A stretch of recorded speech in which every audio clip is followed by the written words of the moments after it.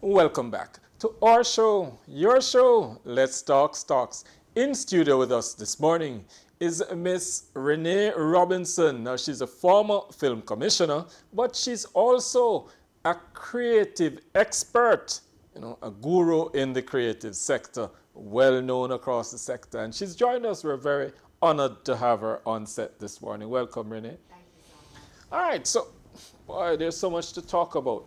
Should we start with the Bob Marley premiere? Let's start with the Bob Marley premiere, which was this week. Yes. And it was really such a fabulous event. The execution of the premiere was just flawless. And to be able to see it finally being released, and I have to tell you, so we would have started discussions with Paramount 3 years ago. So from 3 years ago, 3 years ago, when the discussion started happening around, this is what we want to do, we're going to be shooting in Jamaica, how do we make this possible? Bringing in all of the various government entities, all of the support that was brought in, all of the various agencies, and then bringing in all of the production team, and it was, produced with the support. So Cinecom, Natalie Thompson's company here, their production services company, handled all of that, and it was just so well done. But it really does it takes 3 years to make a movie. And so when people see the premiere and you know that you're here, they were here shooting, they were on set, they were in Jamaica maybe about 6 months in total, but probably about 3 months of shooting. When you see all of the work that has gone from 3 years ago to the 3 months of shooting into the 3 hours of the event and the fabulous exhibition that we had about it, and just to really see the legacy of Bob Marley, the legacy of the family. The Marleys were very deeply involved in the project, as they needed to be. So, it really was, it was an excellent, excellent premiere. And you'd say Jamaica did well. Jamaica on show on the evening of the premiere, we did well. Yeah, definitely. Jamaica made me proud. Jamaica really made me proud that day. Do we understand, Renee, the possibilities of the creative sector? When you look at Bob's life and what he was able to do, and the doors he opened, certainly for reggae music, and not just reggae, but to bring the eyes of the world to a creative nation. Do we really understand? I think we are starting to, but we're not there yet. There's a whole lot more potential that the creative economy has for Jamaica. And, the creative economy is Jamaica's superpower. It is the creative economy that is going to future-proof this country. And we haven't really grasped as yet what that means or what we need to do in order to activate that. We're getting there, and so we're starting to see, we have something like this, which is huge. The industry itself has been, operational for decades. Jamaica has had a film industry. The first film was shot in Jamaica in 1906. 1906? Yes. It was called Daughter of the Gods. And so that was the first Hollywood film that was shot in Jamaica. And so our industry has had these cycles, like with any industry. There have been these cycles, but we still have a long way to go to really activate the full economic impact, the full cultural potential, because there's a huge cultural diplomacy that comes with activating our creative sector. And also just to be able to ensure that these types of sectors are new ways for people to earn a living. There's so many. If you see the credits on a film, there's like 400 people. The credits are rolling for 7 minutes. The credits are rolling. All of those are jobs that could be filled by Jamaicans. That's interesting.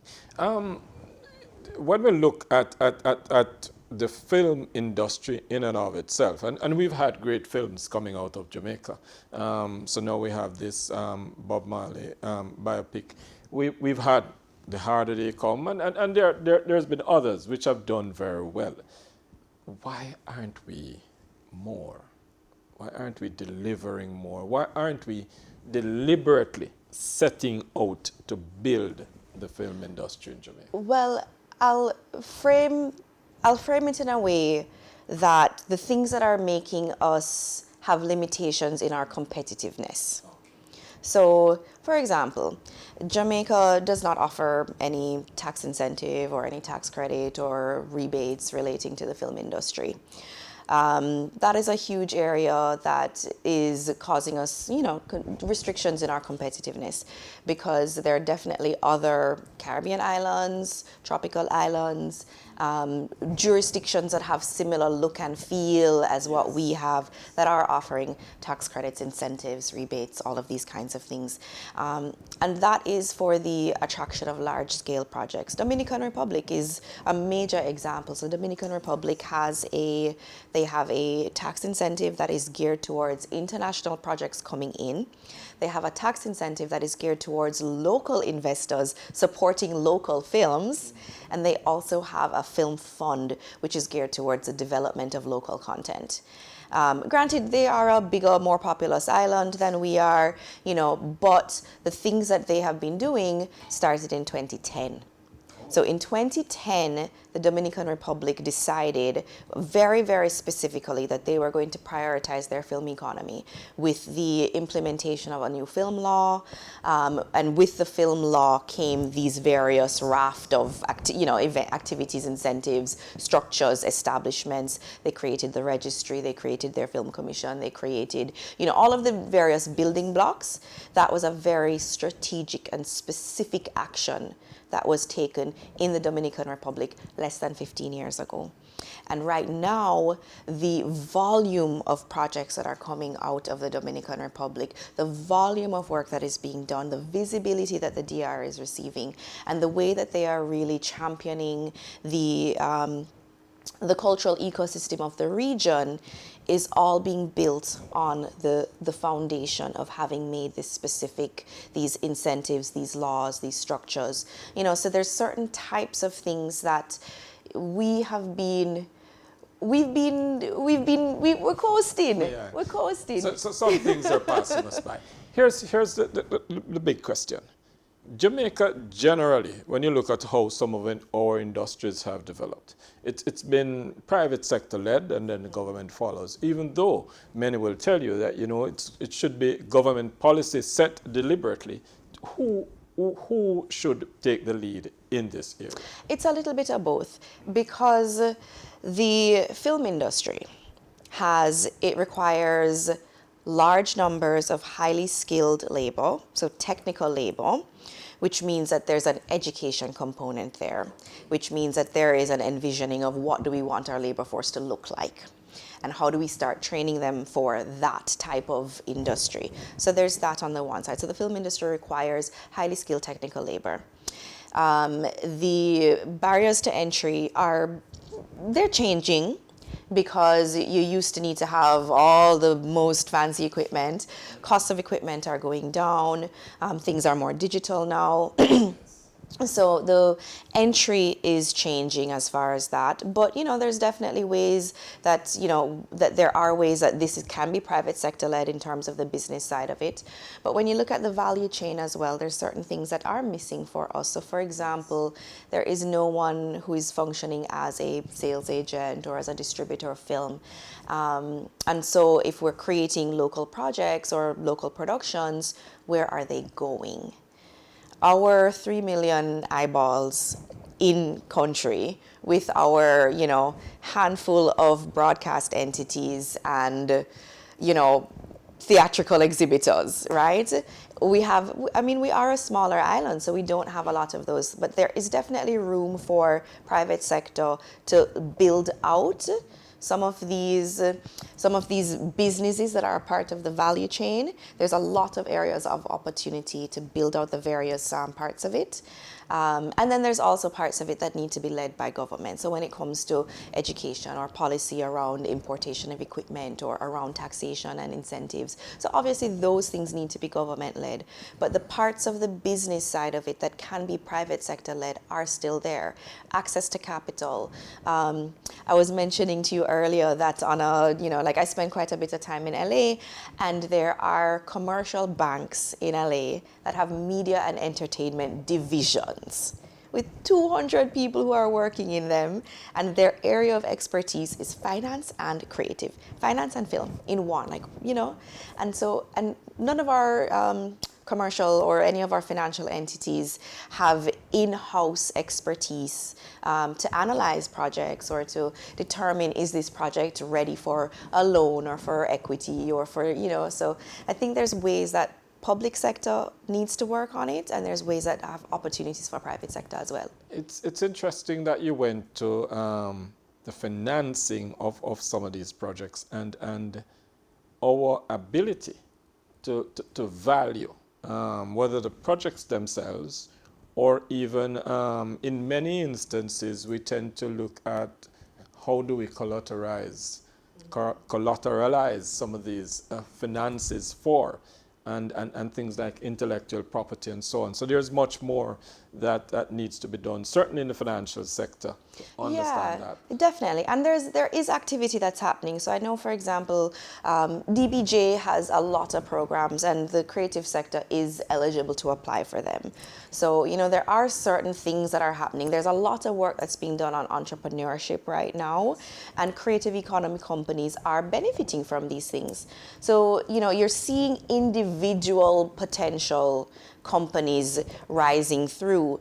But I think when we think about how do we approach the ecosystem, how do we approach how the ecosystem functions in order for this to be something that you don't have to be a part of a program in order for you to be a success. Like, you should be able to start a company and build your company, Absolutely. Let's take a look at the public sector, the government sector in general, and where it has begun somewhere. Because a lot of times we like to say, boy, it's government need to do it. But they have been doing something. So I know when you were a film commissioner, that's a role you played, the development of the film fund and so on. Talk to me about that. Yeah, I think, and the design and all of the work the legwork that went into the design and the development of the fund, which is, as you know, it was announced by Minister Clark last year, and since then, they've now been starting to operate, to do the work to create an operational structure around it. But all of the design and the development that happened in the years prior, looked at comparative analysis. What are other countries doing in terms of supporting the development of local content, local productions, local ecosystems, and then also what are we trying to accomplish? So any of these types of structures, there's an economic impact that we want. So we want to know that Jamaicans are hired, and that any projects that are being shot that are benefiting from these trigger funds, that they are hiring Jamaicans, that they are demonstrating Jamaican content, that Jamaica is being portrayed in a positive light. So all of these things are important, that we are demonstrating our cultural prowess. But on the other hand, there's also just the stimulation of an industry, of an economy, of an industry. And so being able to demonstrate that there is this balance between a public fund or access to public funding, and what that could do for being the guarantor, being like a facility that guarantees access to private capital.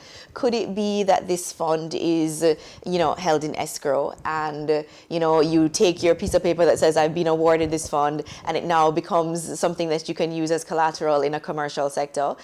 Is it like that? Can we use this fund to create a structure where private investors can invest in the fund? Is there a way for and these are all things that happen in other jurisdictions.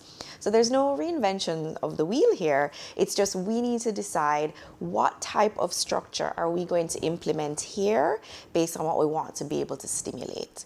And so, for example, an area of opportunity in the finance sector.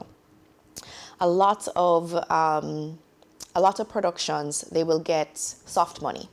So the soft money is these grants, incentives, that kind of thing. So the productions will qualify for soft money, but that soft money isn't going to be released to them until, certain milestones are met in the production. How can that soft money now be used for gap financing, for bridge financing, for completion bonding, for all of these ways that private capital can get involved to cash flow the production with the knowledge that there's soft money on the back end that they can receive?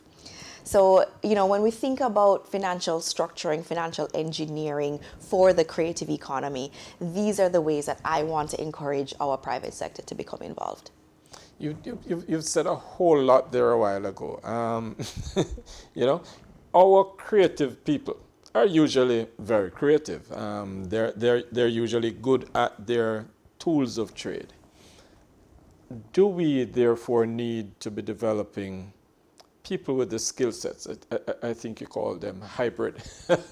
We do. Who are going to be that go-between in ensuring that, yes, while you're doing your project and working on what that the other side is being taken care of?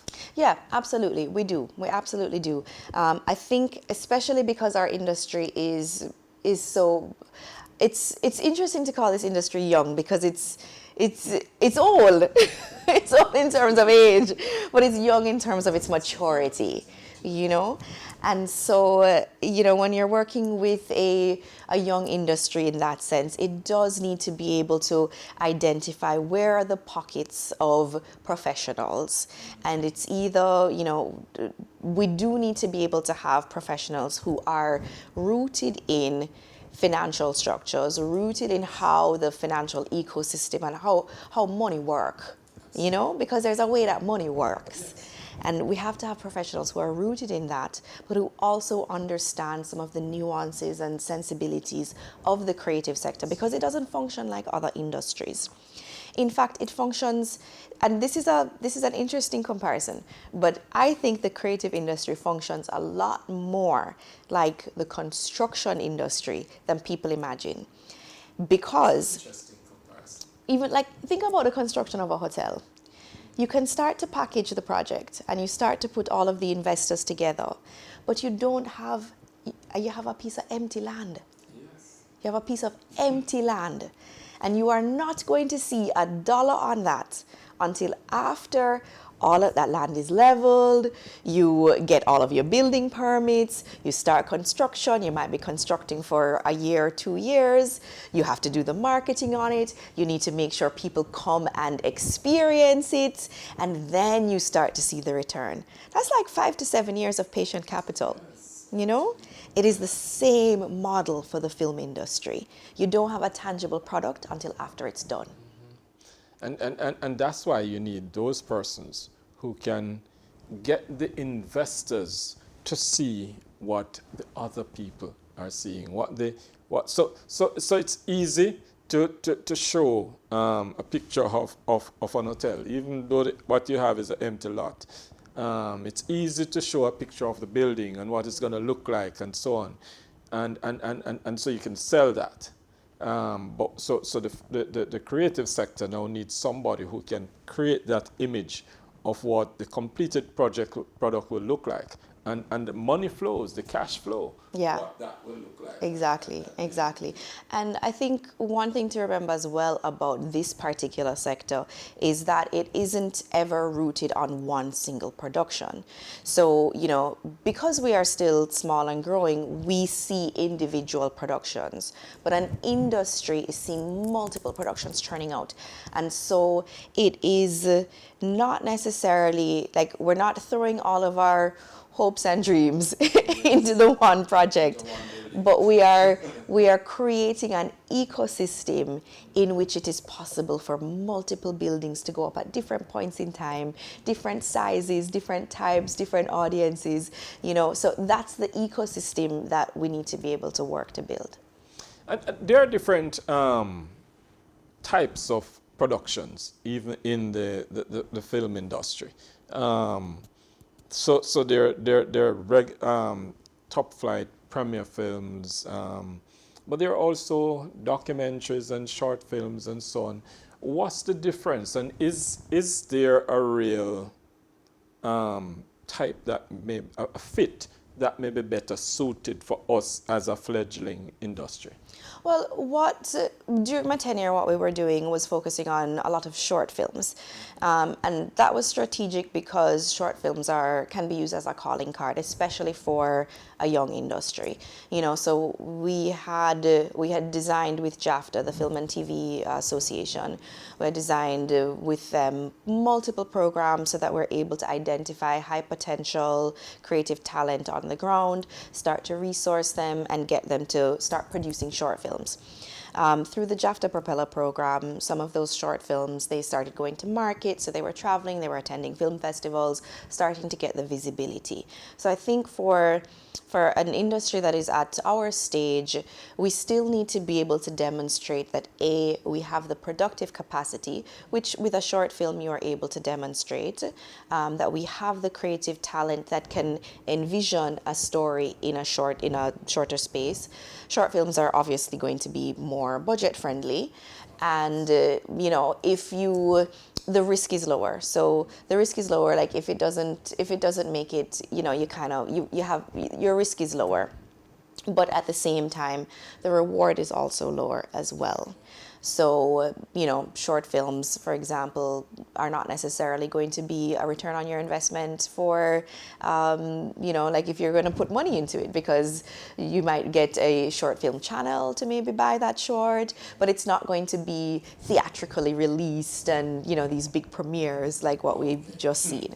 So the rewards are different, but the risks are also different. And I think what the stage that we're at, what I would like to see Jamaica doing in terms of our productive output. We should be able to deliver at least 3 feature films a year. If the country is delivering 3 feature films a year consistently, then it starts to signal globally, okay, there's an industry here. If we are delivering 1 feature film every 3 years, then the industry is an anomaly. It doesn't have consistency. So I think we need to be able to start demonstrating that we can deliver at least 3 feature-length films, 3 good feature-length films per year. I think we can. I think we're getting there. I think we need some support on the investment side to finance these projects. There has been a lot of work on developing the content, so a lot of work on the creative talent and getting creative projects to be investment ready. A lot of work like that has already happened, but we definitely need more support in terms of stimulating finance. So one of the things, our education system has really set the quote-unquote brighter minds for lawyers, doctors, engineers, etc. And it's the rest of us who then have to struggle and draw on our creativity to ensure that we don't. I could never agree with you on that. I beg to differ. But that's what the schools tell you. I had a colleague who was a head boy, brilliant youngster at his school. Went into the creative sector, he passed back at the school, you know, you want to give back. I said, what are you doing now? And he says, well, I'm in the creative sector. I said, but why would you? But that's perception. That is a perspective shift in our psyche that we have to change. We have to change that, because there is a lot of value, and there's a lot of bright minds who are working in the creative space. There are a lot. So you're saying we are beginning to make that shift? I don't. Traditionally, No, we're bounded by no. law. I think traditionally that has been where our psyche has led us, but that's also because that's what our institutions have told us. But that's not what the world is telling us. So we need to rip up that old script. I think we need to revision, where the job opportunities lie. We need to revision what career paths are possible. Because even in the film industry, if people say they want to work in the film industry, most people are thinking they want to be the director or the producer, right? Because those are the jobs that we know. But if you watch the credits of a film, the credits are rolling for 7 minutes. All of those are individual jobs that are needed by individual people, and all of those jobs are experts in that particular field. Let's talk about that. Jamaica, we're boasting, certainly the Prime Minister and the government are saying, well, the unemployment rate has dropped. But by and large, what we're looking at is jobs that are not at the top of the table in terms of income. How does these people in those credits? Well, the film industry is a very high paying, it's a very highly technical, highly skilled industry. It does require study, it does require technical expertise, it does require training, it does require a lot of on-set, on-the-job learning. But these are considered highly skilled labor. And this is where I think something about the film industry that sometimes we gloss over. But there is the highly skilled labor that is a part of the film industry because that is their direct work. The indirect and the induced impact. So on a film set, even though these professionals are not directly in the film industry, the carpenters, the electricians, the drivers, the makeup artists, the hairstylists, so you have jobs that are specific for the film industry, and they only work in the film industry. Yes. And then you have all of these other jobs which normally work in other industries, but when there's a film on the ground, all of those job titles are needed for the film project as well, and they pay well. So, and I think these are the ways that we need to think about what is the educational opportunity, what is the career opportunity for the film industry, because you could be a carpenter by trade, but you building sets is carpenter by trade, but there are certain things that you're going to need to understand about building set, right? So it's transferable. And then when the project is here, you move over, you work on a project. When that project is done, you're in your regular field as carpentry. The economic spin-off for the communities in which Exactly. these things take place. Exactly. And you saw that across the board. I mean, even with the James Bond film that was in Portland a couple years ago, you saw the economic impact, direct, indirect, and induced in that Portland community. Like Portland community was thriving. Port Antonio was thriving in that time, and it could literally just be all of the shopkeepers, everybody who was working, the people on the street. They were thriving. Yeah, man, they were thriving. Yep. So, but for something like that to happen, so for example, Portland roads. And the highways are coming. We need to work on Portland Road. All right, Mr. Prime Minister, the highways are coming to Portland. So we've talked a lot about the film industry and its potential. I mean, but there's a wider creative economy, not just film. So there's the entertainment, and there's cultural, lot of things that Jamaica is very good at. But we've not really explored the international stage in a real way. What is holding us back?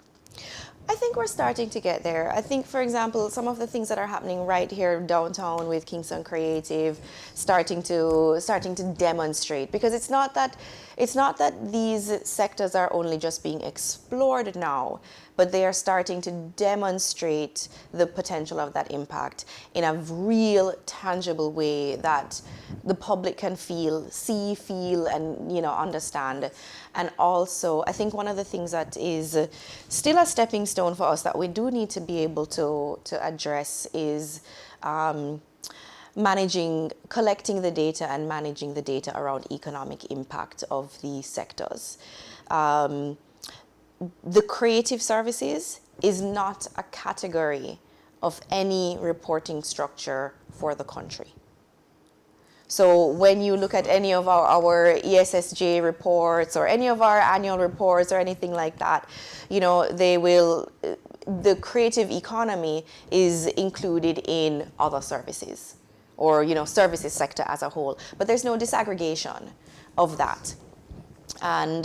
And this is something that is holding us back because in other jurisdictions where they are able to demonstrate the true economic impact, they have what's called a cultural satellite account. And this is just, you have satellite accounts for all various Events. industries. I mean, when we look at events and what it is able to do, event planning is Absolutely. And the thing is that events, so festival economy, for example, festival economy is huge globally.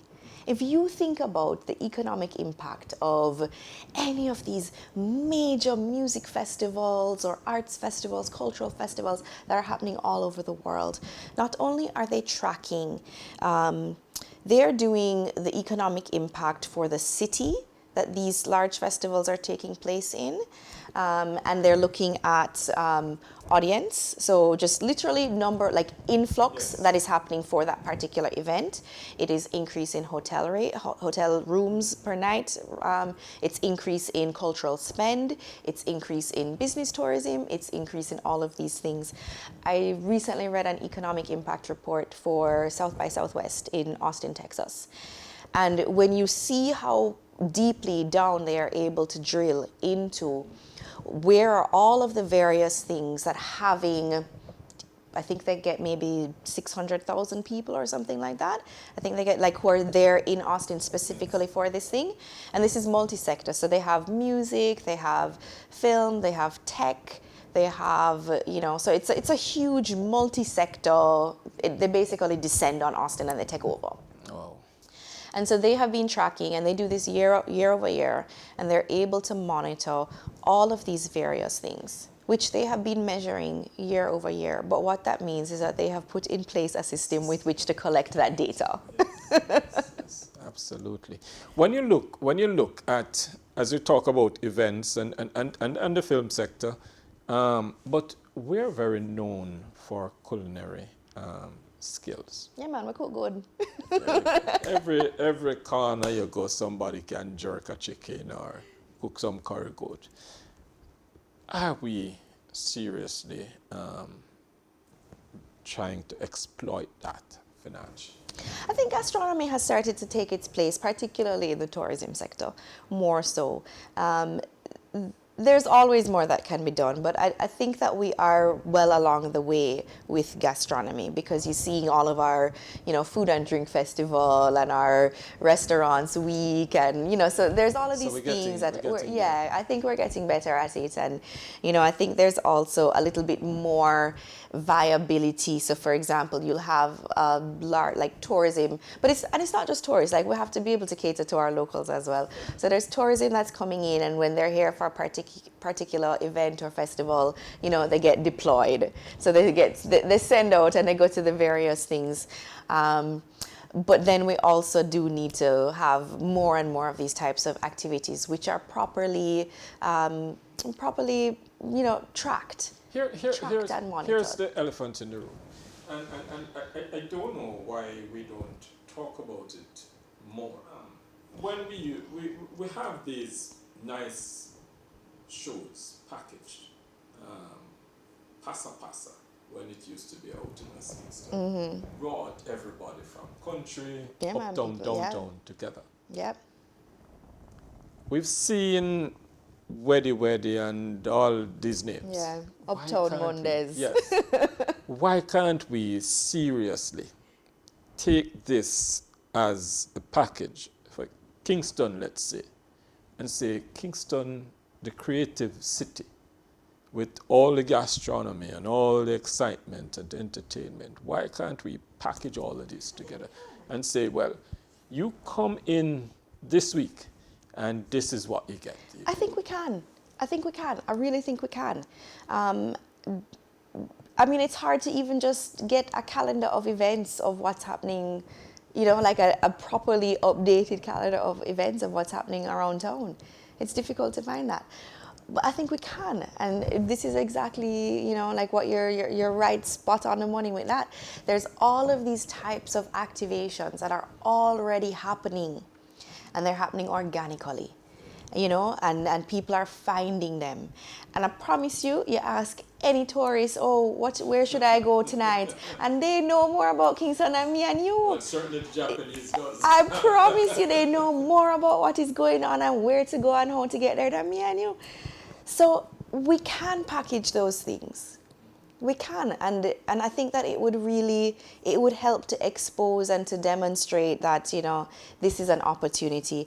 And because our cultural sectors are the full spectrum, you know, our cultural sectors are from all the various art forms themselves to all the various audience types.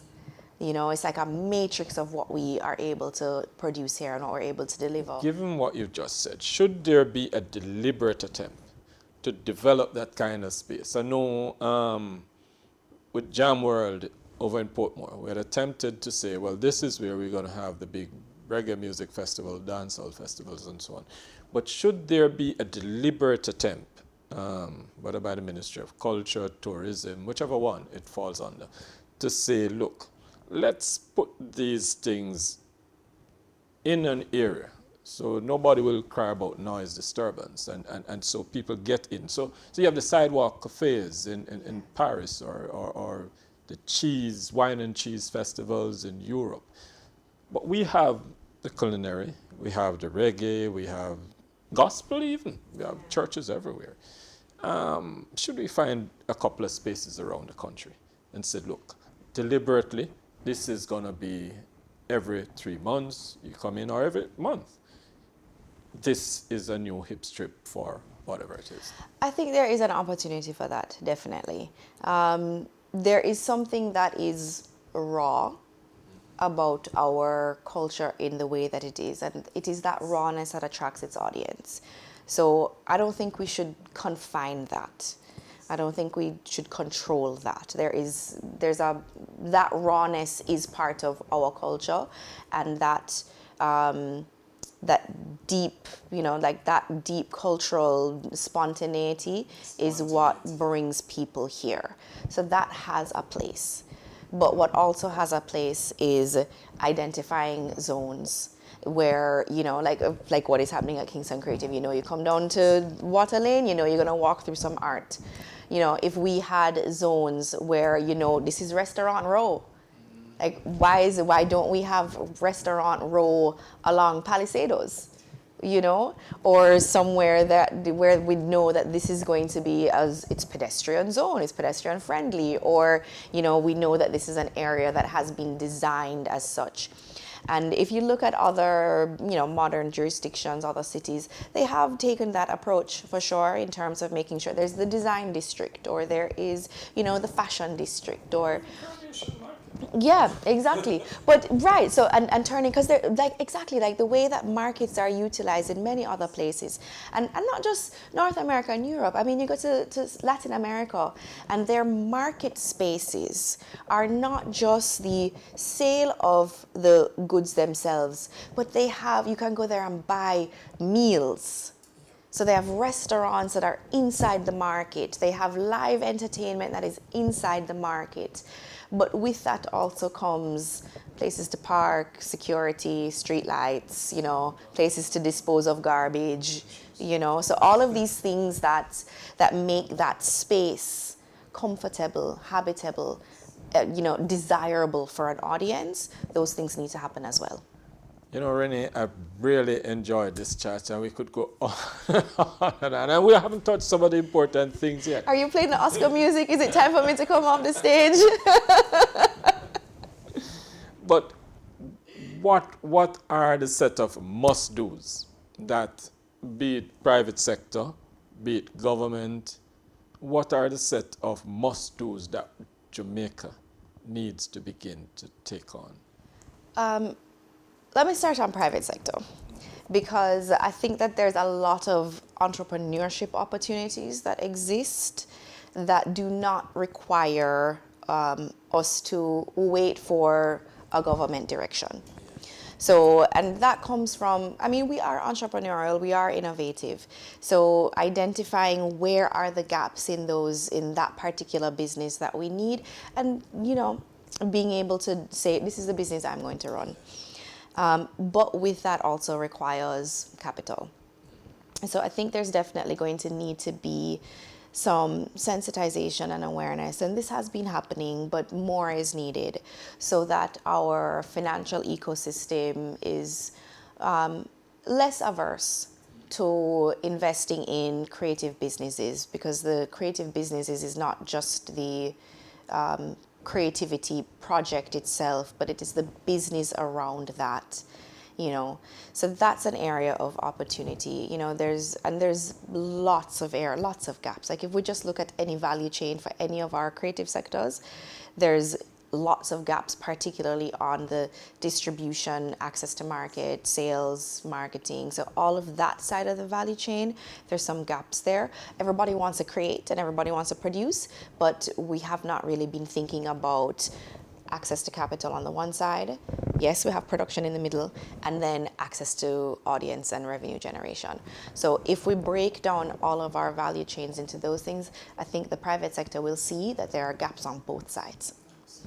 And I think our financial ecosystem is ripe for it. There's been a lot of very positive things happening in our financial ecosystem, and I think we are ripe for diversifying into these types of economies, and to understand that they might not work in the traditional way that you're accustomed to doing business, but that doesn't mean that it is unbankable. It just means that it's a different business model. It's a different. So I think that those are some of the must-dos from the private side. Yeah, definitely. On the public side, we desperately need supportive mechanisms and supportive incentives and policies and infrastructure. And I know that a lot of these things are underway, but we need them, the window of opportunity for Jamaica utilizing what we have as a creative voice and creative space. That window of opportunity may not be there forever. Right now, there is a spotlight on Jamaica. I'm speaking specifically for film in this moment, but there's been so much that has happened through the film industry. During my tenure, I know there was a lot going on. And so the world has been looking at Jamaica as a place. There's been, there's like an eyebrow raise. Oh, what's going on over there in Jamaica in the film industry? Things are going over there. What's happening? The spotlight is on us right now, and we need to be able to accelerate some of the initiatives that have been started or designed or developed. We need to accelerate them into action. So that's what we need from our public sector. And then from our audiences, I think we need to give the creative space a chance. We need to value it. We need to value ourselves. We need to realize that this is our secret superpower, and that this is what, everybody, Jamaica, we look about with Talawa. And everywhere that you go, if the moment you tell anybody that you're from Jamaica, a smile comes on their face immediately. We induce happiness. That is what we do for the world. Jamaica induces happiness for the world. And there's no time like now where we need more happiness in our world. So we need to be able to understand that that is not just this is a thing what we do. I just like do my little thing. So we have to evolve from just... We have to value it. There we go. We have to value what our creativity provides to the world. And that's an excellent way in which to end this interview today. Thank you. We're going to bring you back. There's much more to talk about. We have to value what we bring to the world. and to the world we must bring it. Usain Bolt? To the world, to the world. That's why we do these programs, you know. As we always say here on Let's Talk Stocks, we give you information to make better financial decisions. So come back with us. Tomorrow morning at 9, we'll have another insightful program lined up for you.